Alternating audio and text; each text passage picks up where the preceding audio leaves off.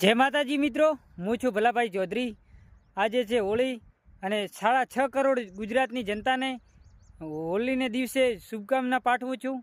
હમણે 4 દાડા પહેલાં આપણા વિધાનસભાના અધ્યક્ષ ગુજરાતના માનનીય શંકરભાઈ ચૌધરીએ તમામ કલાકારોના સન્માન કર્યું છે।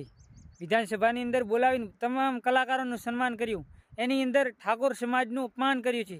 તો જેટલા ગુજરાતની અંદર ઠાકોર રહેતા એટલે આ વિડીયો ઠાકોર સમાજને સુધી પકડવામાં આવજો અને ગુજરાતના વિધાનસભા અધ્યક્ષ સાહેબને આ વિડીયો જવો જોઈએ।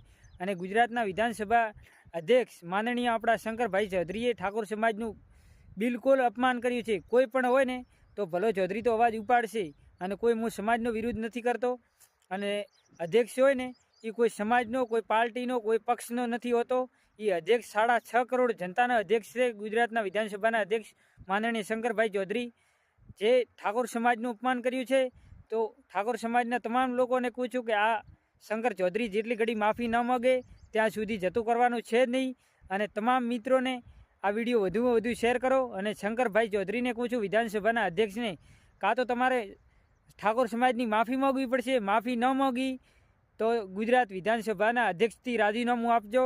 અને ના આપ્યો રાજીનામું કાં ના માફી માગી તો 2027ની અંદર થરાદની અંદર આનું પરિણામ ભોગવવા શંકર ચૌધરી તૈયાર રહે। એમના ચમચાઓને ખુલ્લી ચેલેન્જ છે।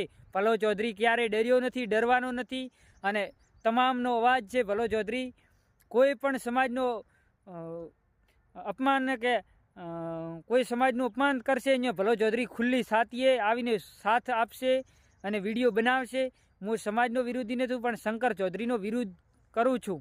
કેમ વિરોધ કરું કે શંકરભાઈએ અપમાન કર્યું છે ઠાકોર સમાજનું અને શંકરભાઈ ચૌધરી માફી નહીં માગે ત્યાં સુધી હું વિડીયો બનાવીશ અને આનું પરિણામ ભોગવવામાં તૈયાર રહે। ઠાકોર સમાજને કહું છું, તમે વિચાર તો કરો, આટલા મોટા કલાકારોને અમુક સમાજના 2 કલાકાર બોલાવ્યા, તમારા સમાજનો 1 કલાકાર ન બોલાવ્યો। તમારે વિચાર દિમાગમાં વિચાર લો। આ વિડીયો સાંભળીને તમે નોંધ લેજો કે ભલો ચૌધરી સાચો છે ખોટો છે તો કોમેન્ટ લખજો। તમે ઠાકોર સમાજને કહું છું આ વિડીયો શેર કરજો।